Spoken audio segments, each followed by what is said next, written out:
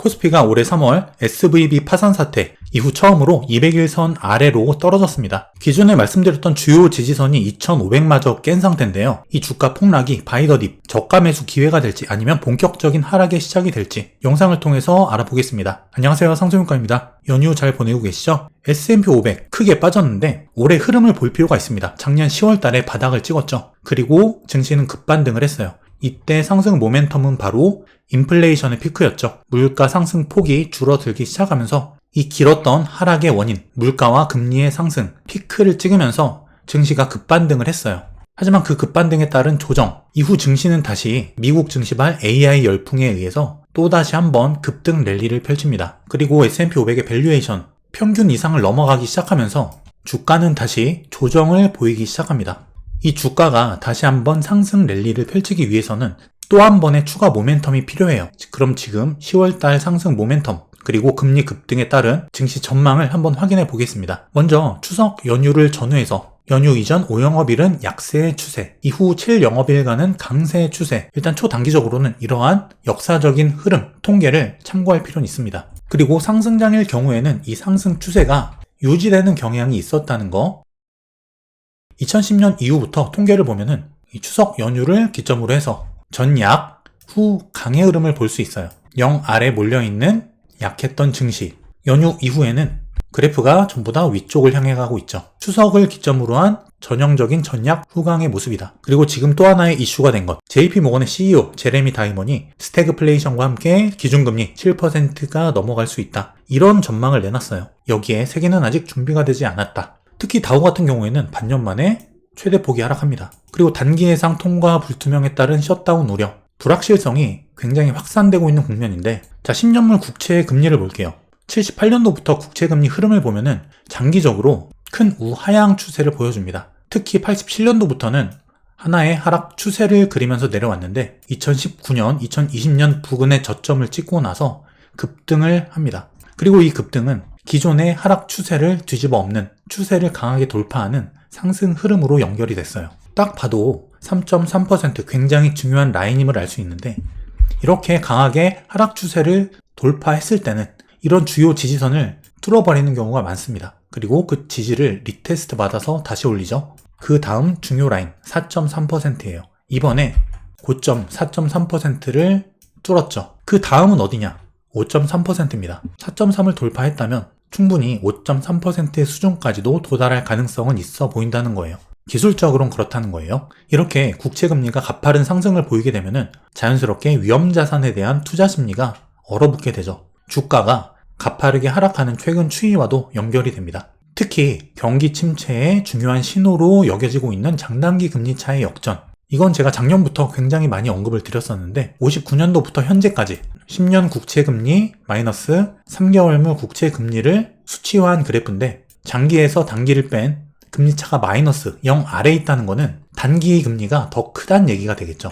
보통 장기 금리가 더 높은 게 당연해요. 하지만 이게 반대라는 거는 경제에 뭔가 문제가 생겼다는 거예요. 장기 금리가 떨어지고 있다는 것, 장기적인 경기 전망에 대한 불확실성 높아지고 있다. 경기 침체가 와서 경기가 좋지 않을 가능성이 높다. 그래서 금리가 내려갈 가능성이 높아 보인다. 이런 예측이 우세해지는 거죠. 그래서 이렇게 장단기 금리가 마이너스를 찍은 이런 시점들 다음에는 항상 이런 회색 음영과 같이 경기 침체가 왔었다는 거예요. 물론 이런 예외적인 경우도 가끔 있습니다. 하지만 대부분의 경우 장단기 금리가 역전이 되는 이런 경우 다음에는 반드시 경기 침체가 왔었다. 문제는 이 경기 침체가 바로 오느냐? 그건 아니었다는 거죠. 역전이 일어난 그 다음 1년에서 1년 반 정도 텀을 두고 그 이후에 경기 침체가 왔었다는 겁니다. 그럼 이 장단기 금리 역전 언제 왔냐? 작년 10월이에요. 지금이 10월 달이니까 1년이 됐죠? 지금부터 약 6개월 정도 뒤 경기 침체가 와도 통계적으로는 이상하지 않다는 거예요. 경기 침체가 오는 이 이유는 대출 감소에 따른 유동성 감소 효과. 단기 금리가 장기 금리보다 높아지게 되면은 단기금리 빌려서 운용하는 미국 은행 입장에서는 역마진이 난다는 거예요. 대출을 해줄수록 손해다. 대출량은 자연스럽게 줄어들겠죠. 이에 따라서 시중의 유동성이 감소하고 경기 침체가 이어진다. 이런 메커니즘도 하나의 원인입니다.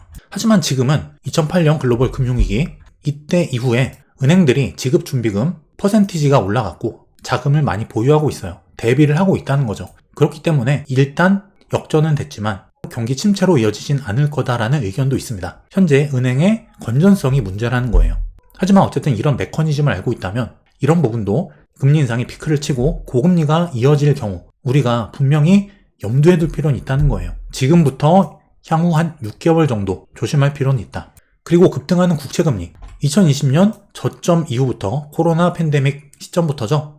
금리가 계속 올라왔으니까 국채금리가 급등을 합니다. 하지만 제가 말씀드렸죠. 이게 분명히 추가적으로 더 올라갈 수는 있어요. 하지만 고점 부근이다. 여기서 물론 추가 상승이 있을 수 있겠지만 그렇더라도 조정이 가능할 수 있는 구간이다. 그 얘기는 증시가 지금 여기서 또 한 번 더 빠질 수 있을지언정 경기 침체에 따른 폭락으로 갈 게 아니라 다시 한 번에 반등장을 보여줄 수 있는 가능성을 열어둘 수 있다. 이렇게 반대로 해석을 할 수도 있는 거예요. 그리고 이 금리가 영원히 상승할 것 같지만 그리고 JP모건의 제레미 다이먼 회장처럼 장기 국채금리 더 올라갈 거라고 베팅하는 분들도 많이 있어요. 하지만 이거는 2018년도 말에도 똑같았어요. CPI 물가지수 피크를 치고 어쨌든 하락을 했죠. 재반등을 하는 구간이에요. 하지만 이게 재반등 횡보 이후에 다시 빠질 겁니다. 이거는 유가와도 연결이 될 거예요. 유가의 상승 요인들이 어느 정도 선반영이 됐다고 반영을 했을 때 그리고 투기적인 트레이딩 수요가 많은 유가 시장을 고려해 봤을 때 폭등이 온다기보다는 어느 정도 상승이 오더라도 상방 경직 추가적으로 상승하기 어려운 흐름을 보여준 이후에 재차 빠져줄 가능성이 있다는 거예요. 2018년도에도 똑같은 상황이 있었죠. 지금이랑 2018년 12월 20일자 기사인데 미국 연준 기준금리 0.25% 인상하면서 내년에 2번 더 올릴 거다. 원래 3번이었어요. 그런데 2019년 넘어가자마자 어떤 일이 벌어졌냐면 이렇게 금리는 급락을 합니다. 한 번, 두 번도 아니에요. 계속 내리죠. 우리가 잘 알고 있듯이 거의 제로금리 수준까지 급락을 합니다. 18년도 말과 2019년도 넘어간 이후 연준의 태도가 180도 바뀌었다는 거예요. 이렇게 이거는 증시도 마찬가지입니다. 증시가 바닥을 찍고 반등을 보여주는 이 시점 여기죠. 여기서는 더 떨어진다는 공포심리가 작용을 해요. 지금 상황이 더 악화될 거다. 2008년 글로벌 금융위기 때 피터 린치도 여기서 말을 바꿨죠.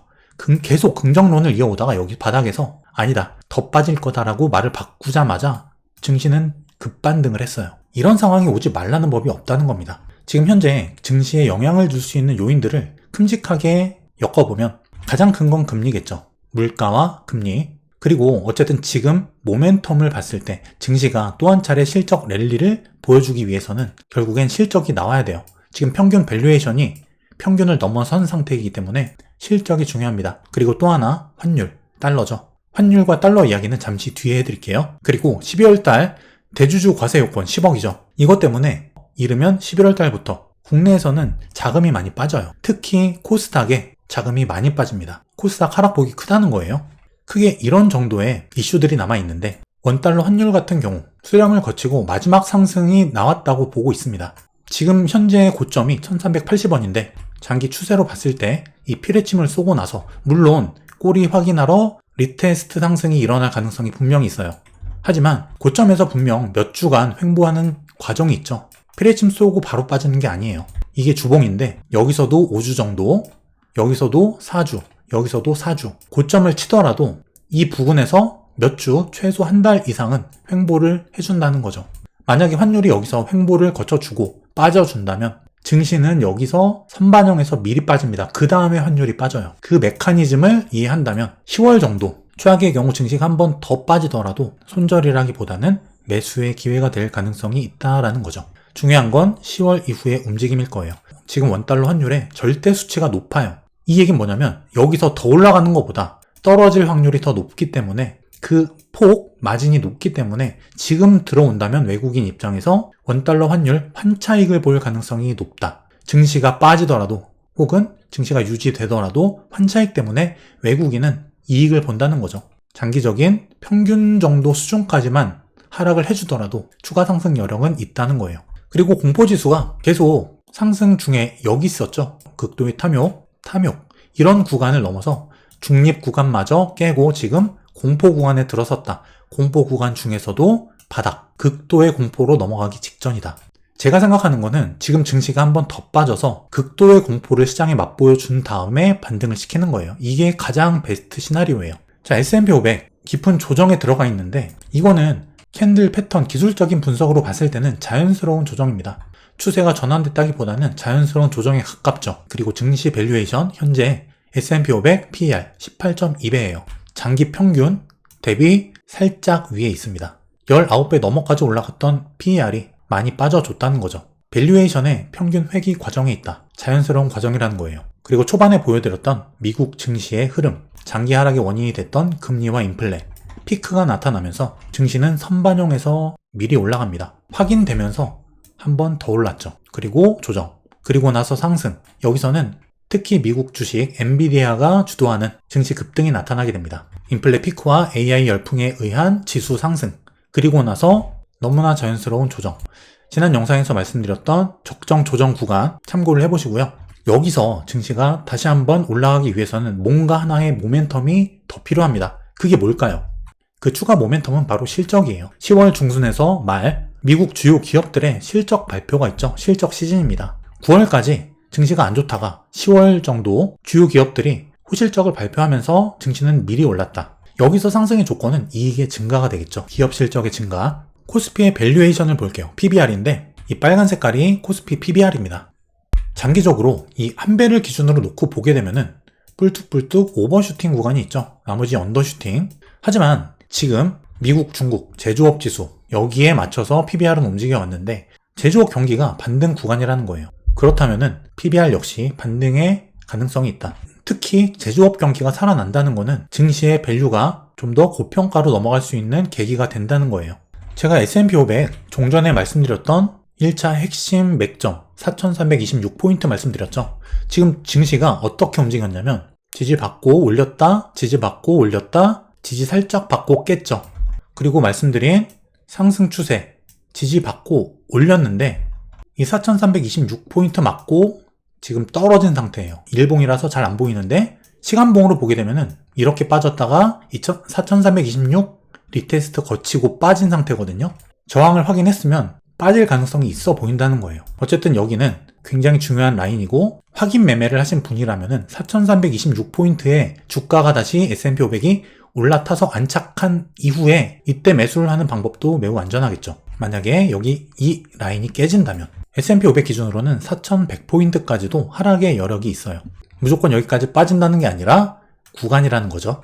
테슬라 같은 경우도 제가 430에서 410불 말씀을 드리면서 꼭 410불까지 떨어지는 게 아니라 구간을 말씀드렸었죠. 결국 412달러까지 떨어졌는데 어쨌든 분할 매수 가능한 구간이라는 거예요. 이 구간이죠.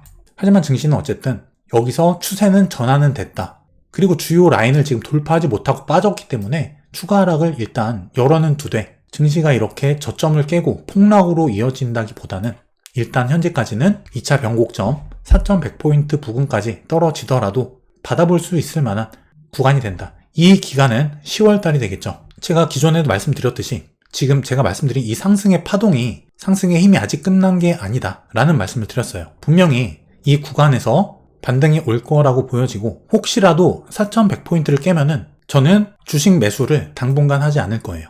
이거는 이런 상황이 벌어졌을 때 이때 가서 다시 한번 말씀을 드릴게요. 어쨌든 10월 중에 좋은 기회가 올 거라고 보고 있고 아직 상방에 대한 가능성은 열려 있다. 물론 이건 저의 시나리오고 이거는 그때그때 계속 바뀔 수 있어요. 그렇기 때문에 무조건 이 시나리오를 맹신하는 게 아니라 저 또한 상황의 변동에 따라서 일주일 혹은 한 달 단위로 계속해서 시나리오를 수정해 갑니다. 흐름이 계속 바뀌기 때문이에요. 국내 코스피를 기준으로 보더라도 중요한 지점으로 말씀드린 2500포인트 일단 깨졌기 때문에 이 200일 이동평균선 굉장히 중요한 구간이란 걸 알 수 있어요. 예전에 코로나 이후 급등장의 고점 이 200일선 지지를 받고 올렸다가 깬 이후로 하락장이 이어졌죠. 그만큼 중요한 지표라는 거예요. 그리고 나서 바닥 구간에서 바닥을 찍고 200일선에 막혔다가 급락 그리고 재돌파 이후에 상승장이 나왔죠. 물론 SVB 사태 때 3월달이죠. 이때 200일선을 살짝 깼다 올렸는데 이거는 휩소입니다. 트랩이죠. 개미 물량을 여기서 받아먹고 올린 거예요. 여기서도 그러면 이 200일선의 이탈이 트랩이 될 것이냐? 트랩인지 아닌지는 지나봐야 합니다. 트레이더라면 원칙적인 대응을 해야 될 것이고 그게 아니라면은 싼 구간에서 모아가야 될 거예요. 기준은 지금이 싸냐 아니냐가 될 것이고 트레이더라면 기준점을 이탈했냐 아니냐가 되겠죠. 자, 이 200일 이평선 공교롭게도 현재 기준 2496포인트예요. 약 2500이죠. 중요 맥점과 일치를 한다는 거예요. 일단 코스피는 2500을 다시 돌파해야 됩니다. 안착을 해야 돼요. 여기서는 이 조정은 관망을 할 수 있는 구간이다. 고점에 주식을 팔고 이 하락장을 피할 수 있는 사람은 어떤 사람이냐면 상승의 어느 부분 현금 비중을 점차 늘려나가면서 주가가 어느 변곡점을 깼을 때 이때부터는 관망에 들어가는 사람이에요. 주식을 언제나 계속 100% 보유하고 있다면 수익률이 낮아집니다. 특히 이런 구간 같은 경우 주식을 계속 들고 있었으면 기회를 잡지도 못했을 뿐더러 손실이 어마어마하게 났겠죠. 그 기준이 나한테 있어야 된다는 거예요. 중요한 건 10월 중순 말에 있을 실적 발표. 긍정적인 부분은 국채 금리가 추가 상승을 하더라도 조정을 보여줄 가능성이 있는 구간이라는 거, 원달러 환율도 마찬가지, 피크의 가능성이 있어 보이는 구간이라는 거, 1380원을 넘기는 쉽지 않을 거예요. 이 구간에서 지지부진 한 달 정도 시간을 보내고 빠져줄 가능성이 충분히 있다. 증시의 긍정적인 요소죠. 파동 관점으로 보더라도 이게 네 번째 조정이라면 마지막 상승이 남아있을 가능성이 있다는 거예요. 어쨌든 말씀드렸던 것처럼 이 주요 구간들 꼭 기억을 해 두시고요. 이 추세를 1차적으로 이탈하는지 그렇다면 이 구간 10월달 중에 이 구간으로 떨어져 준다면 4100포인트에 가깝게 분할 매수가 충분히 가능하다.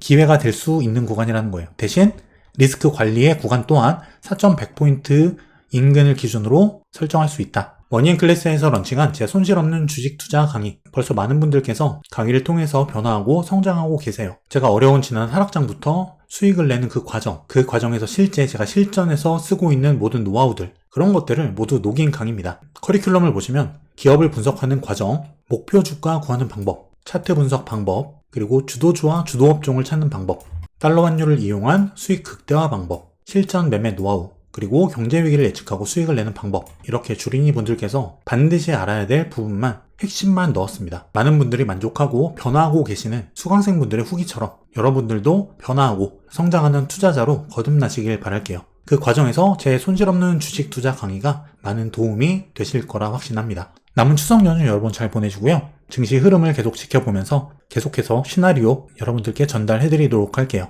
건강한 연휴 보내시기 바라겠습니다. 감사합니다.